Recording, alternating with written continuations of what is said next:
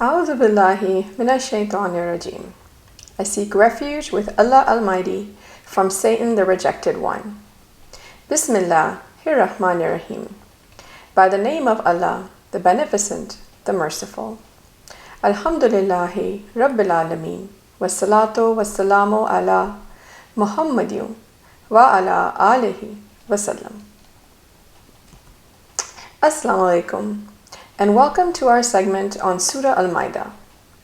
Today we will continue with Surah Al-Maaida and study the 13th and 14th Ruku, verses 94 to 108. Before we begin, let's briefly go over what we covered in the previous segment in the 11th and 12th Ruku. Number 1.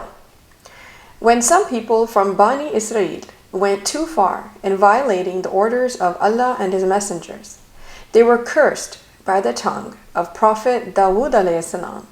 and Prophet Isa a.s. and as a result, they became apes and pigs. Among their major sins are polytheism, exaggeration in religion, following the worldly desires, befriending disbelievers, and not restraining one another from committing sins. Number 2. Those with Jewish and polytheistic practices are in opposition to the people of faith, while the knowledge and truth seekers and humble people want to be close to them. Number 3. Allah has blessed us with innumerable blessings, and according to the divine laws, there is no restriction on the use of these blessings. Number 4. It is necessary to refrain from taking oaths of any kind. Allah does not condemn false oaths or promises, but breaking an oath is legally and morally wrong. It is necessary to pay expiation for breaking it. Number 5. All kinds of intoxication, whether it is alcohol, wealth, beauty, power, lineage, or any other thing that makes a person's mind so numb that he forgets the difference between good and bad. All those are dirty satanic deeds, and it is obligatory upon the believers to stay away from them. May Allah grant us the ability to understand the true meanings of the Quran by the grace of His Prophet Muhammad sallallahu alaihi wasallam.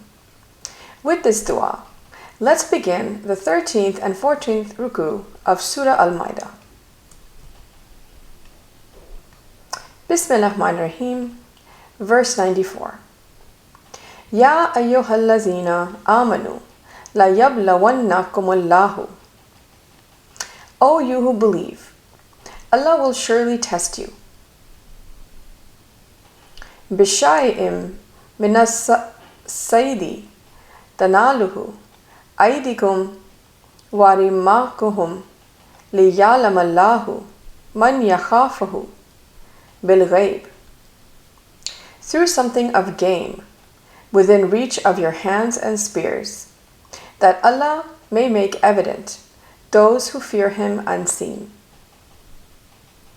Fama nitada ba'da dhalika falahu adhabun alim. And whoever transgresses after that, for him is a painful punishment. In this verse, we see a few words highlighted. Let's go over them. As-Saidi means hunting, chase, or game from hunting. Tanaluhu means can reach it. Rimahukum, your spears. In the last verses of the previous Ruku, all forms of intoxication, gambling, and idolatry were prohibited, and emphasis was placed on obedience to Allah and His messengers. At the same time, it was also clarified that if someone did such things before these commands of haram acts were revealed, and now he withdraws his hands from them, believes and acts righteously, practices piety, and adopts the attitude of kindness, he will be forgiven. In the same sequence is this verse 94. Such people should not think that they will escape prosecution by making verbal claims and then not acting upon them. They will be tested with things that are easily available to them, but are prohibited by law, and their use is prohibited. On this occasion, it may also happen that there is no other viewer or witness except Allah. Allah is always there. He is aware who has left the old way with a true heart and followed the right path, and who is just making such claims to show off to people. And there is a tragic punishment for the wrongdoers. Let's move on to verse 95. Ya ayyuhallazina amanu la taqtulu as-sayda wa antum hurumun. O you who have believed, do not kill game while you are in the state of Ihram. وَمَنْ قَتَالَهُ مِنْكُمْ مُتَعَمِّدًا فَجَزَاءُ مِثْلُ مَا قَتَلَ مِنَ النَّعَامِ يَحْكُمُ بِهِ ذَوَى عَدْلٍ مِنْكُمْ. And whoever of you kills it intentionally, the penalty is an equivalent from sacrificial animals to what he killed, as judged by two just men among you. Hadiyan baligal kaabati aw kaffaratan ta'amu masakina aw adlu dhalika siyaman liyaduka wabala amrihi. As an offering reaching the Kaaba, or an expiation, the feeding of needy people, or the equivalent of that in fasting, that he may taste the consequence of his matter.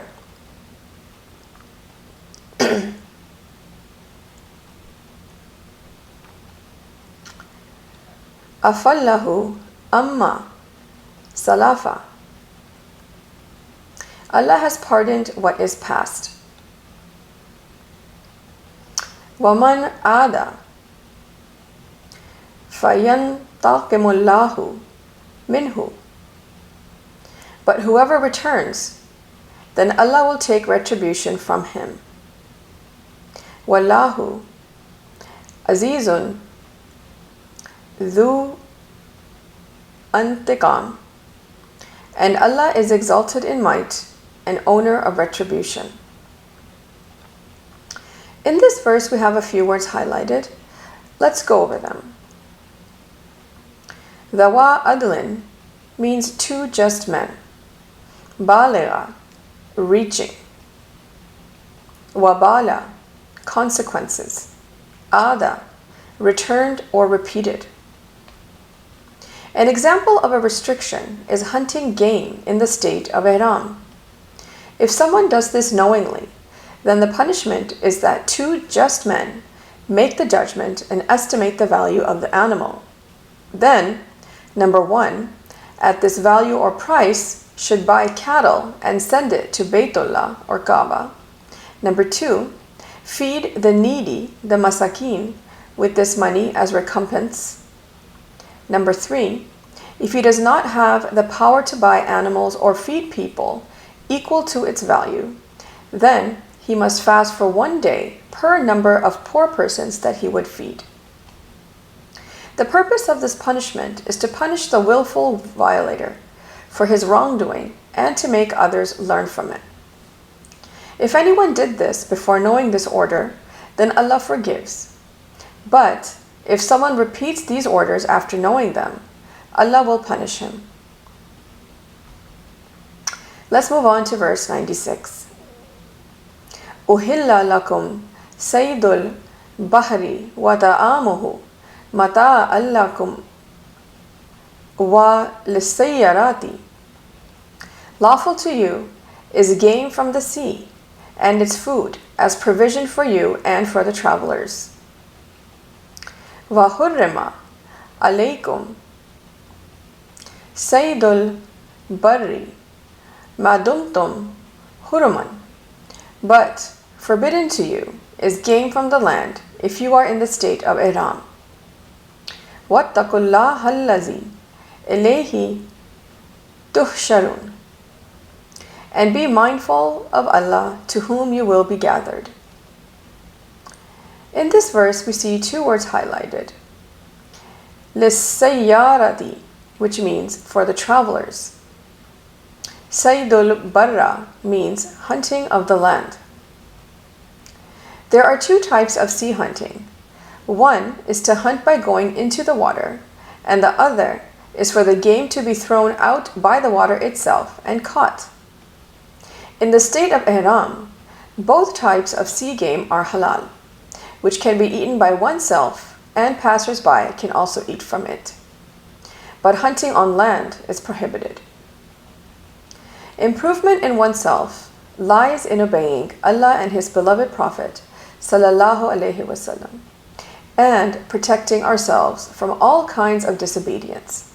Everyone should remember that we have to give an account of our actions before Allah. Moving on to verse 97.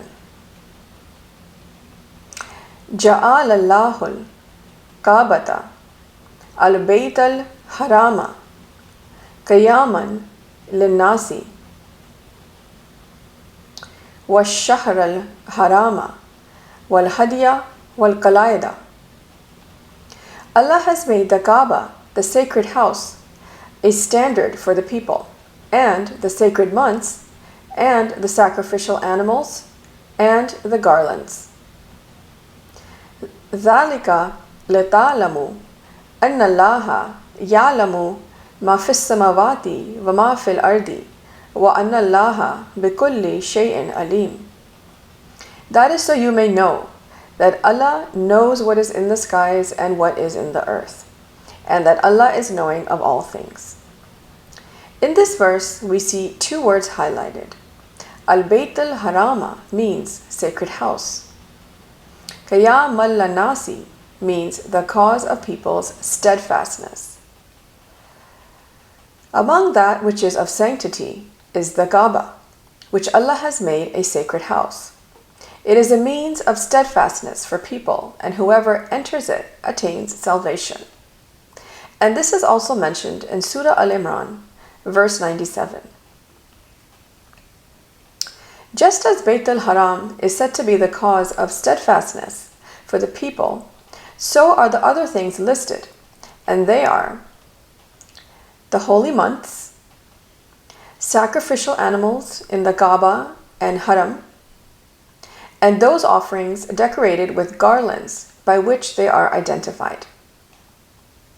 The purpose of explaining these orders is that it should be clear to everyone that Allah is the creator and owner of the universe. He has full knowledge of everything, and no corner of the system of the universe is hidden from Him. Everything visible and invisible is covered by His knowledge.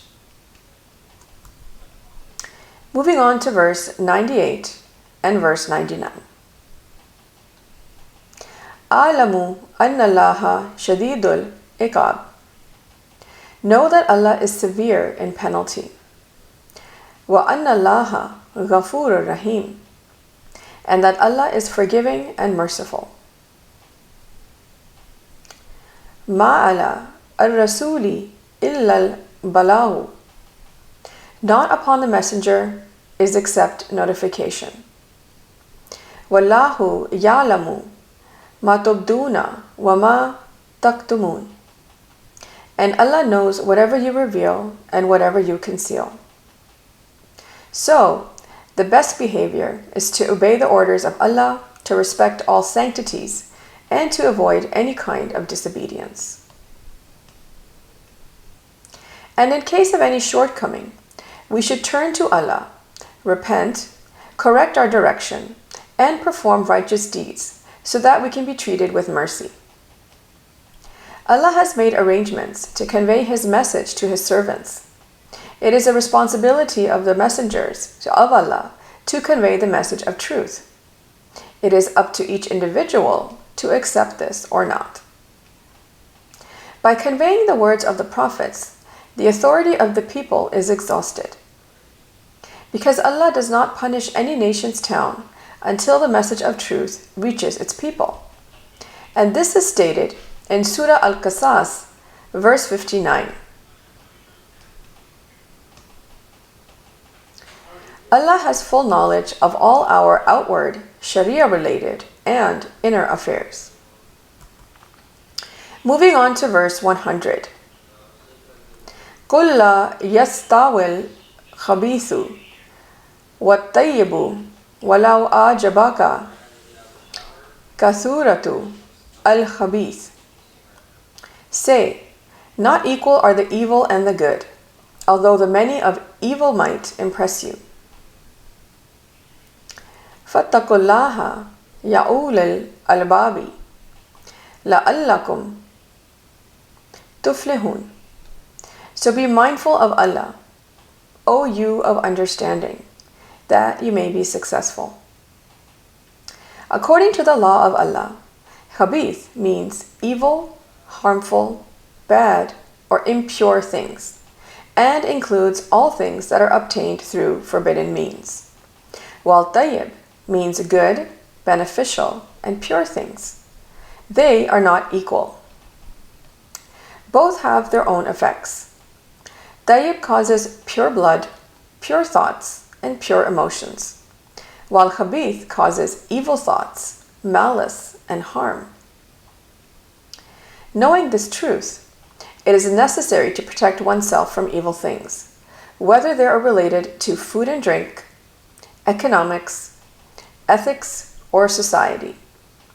And those who do this join the ranks of ulil albab, those whose minds are open to accept the truth and have understanding, and they successfully reach their destination.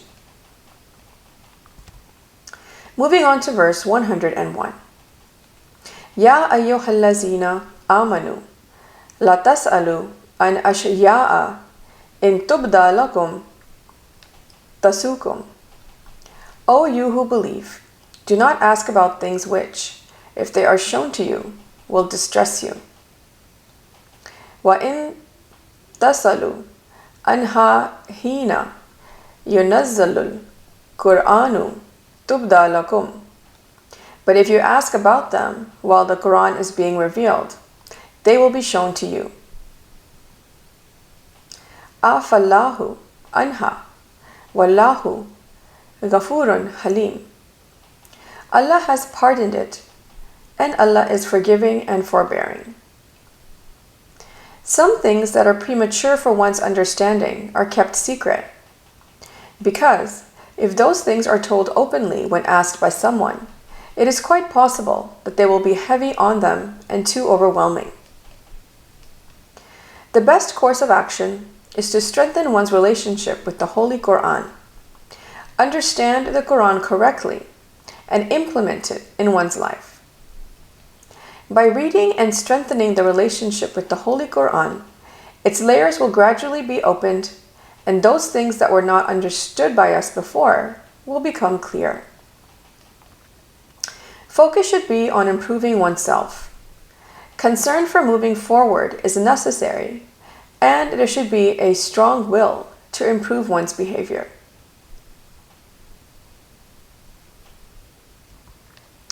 Moving on to verse 102. قَدْ صَالَحَ قَوْمٌ مِّن قَبْلِكُمْ. Indeed, a people asked such before you. ثُمَّ أَصْبَحُوا بِهَا كَافِرِينَ.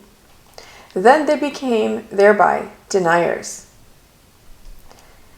From even before us, some people were hasty and questioned what was revealed to them without concern. And when those things were revealed to them because of their asking, they could not do justice and denied the truth, and they became disbelievers. Moving on to verse 103. مَا جَعَلَ اللَّهُ مِنْ بَاهِرَةٍ وَلَا سَيِّبَةٍ وَلَا wasilatin wala hamin. Allah has not appointed bahira or saiba or wasila or ham. وَلَكِنَّ الَّذِينَ كَفَرُوا يَفْتَرُونَ عَلَى اللَّهِ الْكَاذِبَ. But those who disbelieve invent falsehood about Allah. وَأَكْثَرُهُمْ لَا يَعْقِلُونَ. And many of them do not reason. In this verse we see a few words highlighted. Let's go over them. Bahiratan means the freed camel or animals freed with their ears torn off. Saibatan means a male animal set free after fulfilling a certain task or condition, but freed in a name other than Allah and not for Allah's sake. Wasilatan means the released substance from which successive females are born. A female animal freed in a name other than Allah and not for Allah's sake. Hamin means a male animal that is freed after mating for a certain number of times. This verse is related to the details of so-called sacred superstitions or innovations. The authority to declare something halal or haram is with Allah and His Messenger, the Holy Prophet sallallahu alaihi wasallam. No other person has the right to declare whatever they want as halal and whatever they want as haram according to their will. To do so is to fabricate a lie on Allah, and the majority who do this are those who do not use reason and lack wisdom.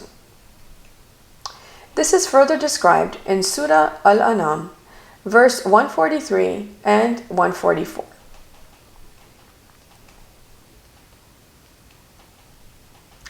Let's move on to verse 104. وَإِذَا قِيلَ لَهُمْ تَعَالُوا إِلَى مَا أَنزَلَ اللَّهُ وَإِلَى الرَّسُولِ. And when it is said to them, come to what Allah has revealed and to the Messenger, قَالُوا حَسْبُنَا مَا وَجَّدْنَا عَلَيْهِ آبَاءَنَا. They say, our account is that upon which we found our fathers. أَوَلَوْ كَانَ أَبَاؤُهُمْ لَا يَعْلَمُونَ شَيْئًا وَلَا يَهْتَدُونَ.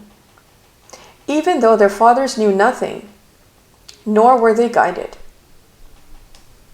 In this verse we see two words highlighted.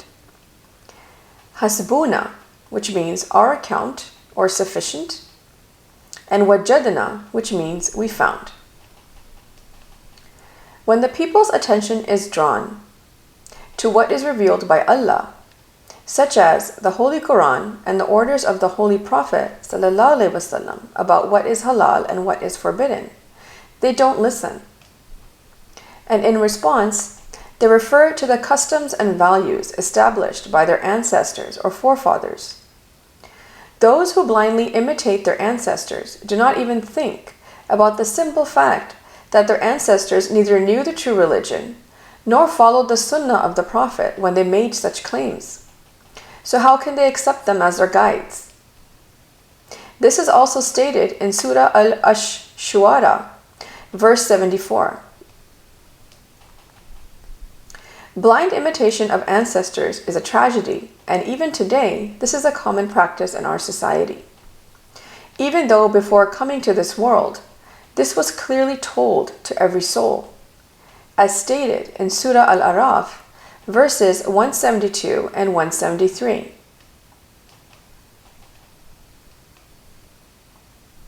Even after coming to this world, Allah has conveyed the truth to the people through His prophets and messengers.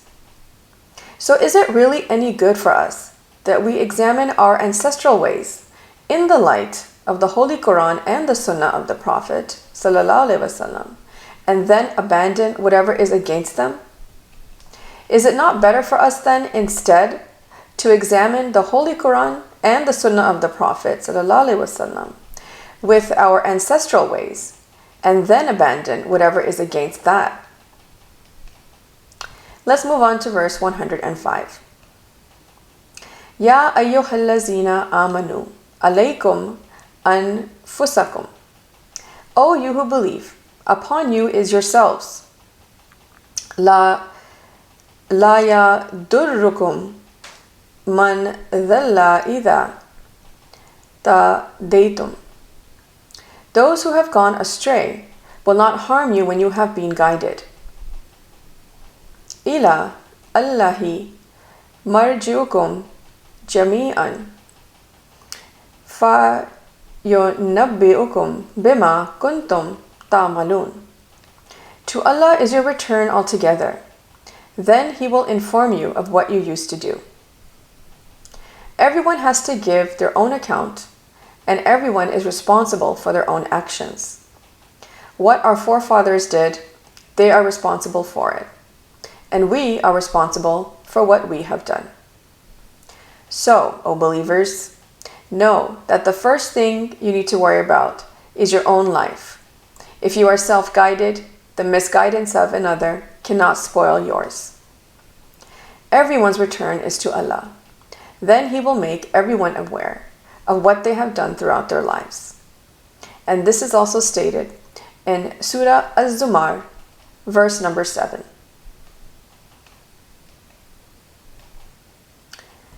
Let's move on to verse 106.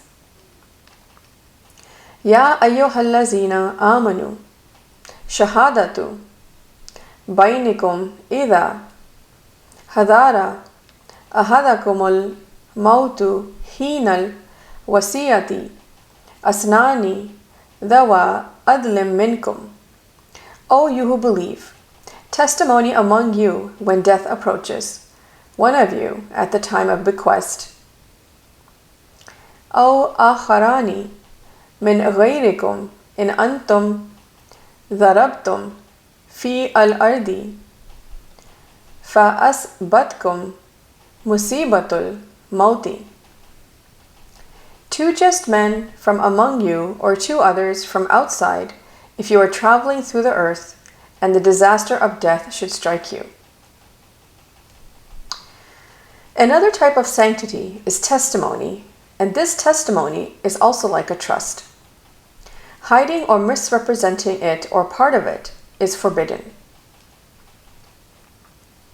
It has been made obligatory for believers to make a will before death. A will is different from inheritance, and the orders of inheritance have been explained by Allah in great detail in Surah Al-Nisa. At the time of making a will, the presence of two legal witnesses is required, and these witnesses must be known to you. Or, if you are on a journey outside somewhere, and death strikes you, then two witnesses from there. The verse continues. Tahbisu nahuma min ba'dis salati fayuqsimani billahi inni artabtum. Detain them both after the salah and let them both swear by Allah if you are uncertain. La tashtari bihi thamanan walau kana dha qurba wala naktumu shahadatallahi inna idhal la minal athimin. We will not exchange it for a price, even if he should be a near relative, and we will not withhold the testimony of Allah. Indeed, we would then be of the sinners. This verse has a few words highlighted, so let's go over them. Tahbisunahum means detain them both. Artabtum means you are uncertain. Alathimina means sinners. When the witnesses give their testimony about the will, and if there is any doubt about the authenticity of their statement, these two witnesses should be stopped. And then let them swear by Allah that they do not have any personal interest, nor are they hiding anything from their testimony, even if any of their close relatives were to be harmed because of this testimony. And if they conceal anything from this testimony, they are guilty and of the sinners. Moving on to verse 107. فَإِنْ أُوثِرَ عَلَى أَنَّهُمَا اسْتَحَقَّا إِثْمًا. But if it is discovered that those two took their right away in sin, فَآخَرَانِ يَقُومَانِ مَقَامَهُمَا مِنَ الَّذِينَ أَسْتَحَقَّ عَلَيْهِمُ الْأَوْلَيَانِ. Let two others stand in their place, foremost from those upon the two guardians. فَيُقْسِمَانِ بِاللَّهِ لَشَهَادَتُنَا أَحَقُّ مِنْ شَهَادَاتِهِمَا وَمَا تَدَيْنَا إِنَّا إِذًا لَمِنَ الظَّالِمِينَ. And let them swear by Allah, our testimony is truer than their testimony, and we have not transgressed. Indeed, we would then be of the wrongdoers. This verse has a few words highlighted, so let's go over them. Authira means to discover a secret. Astahakka, to take someone's right away. Al-awlayani, two guardians. If it is known in any way regarding the testimony of the first two witnesses that they have committed a sin by making a false statement, then two of the people or the heirs whose rights they wanted to destroy should stand up for witness. These witnesses should swear that their testimony is more truthful than the previous two witnesses, and that their intention is to not destroy anyone's rights, nor to do any kind of abuse. And if they transgress, they are the wrongdoers.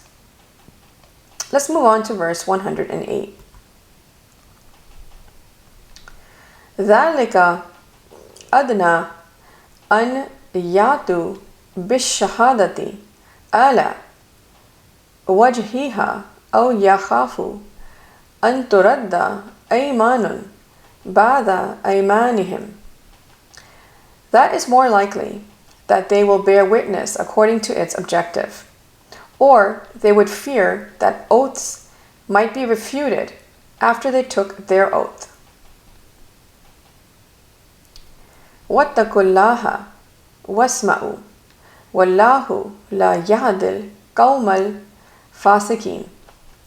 And be mindful of Allah and listen, and Allah does not guide the defiantly disobedient people.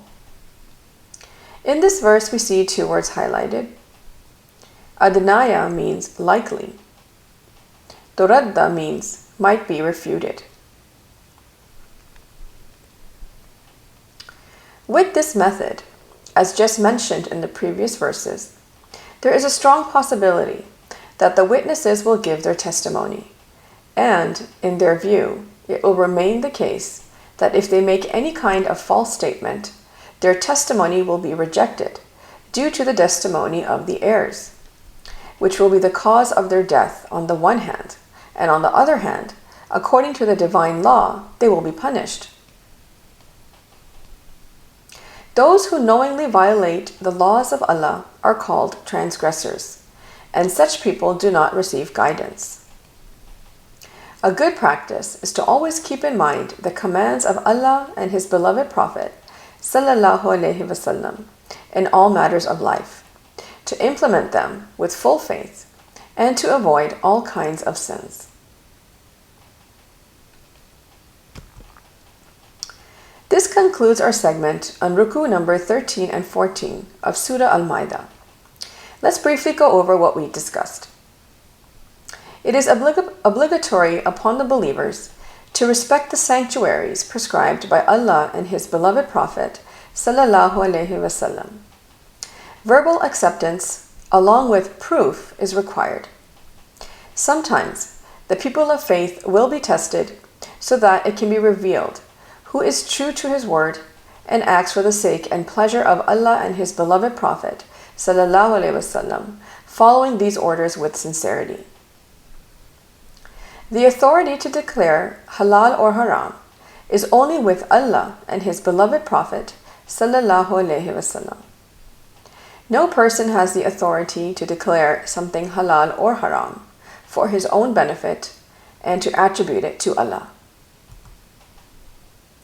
In the statement of sanctities, the sanctity of testimony is also stated because the status of testimony is like a trust. Just as it is not permissible to betray the trust, it is also not permissible to hide the testimony or make any changes in it. The truth is only that which is proven in the Holy Quran and the Sunnah of the Prophet sallallahu alaihi wasallam. Beliefs and customs of ancestors are not proof of truth because it may be that these ancestors neither had any knowledge nor were they guided.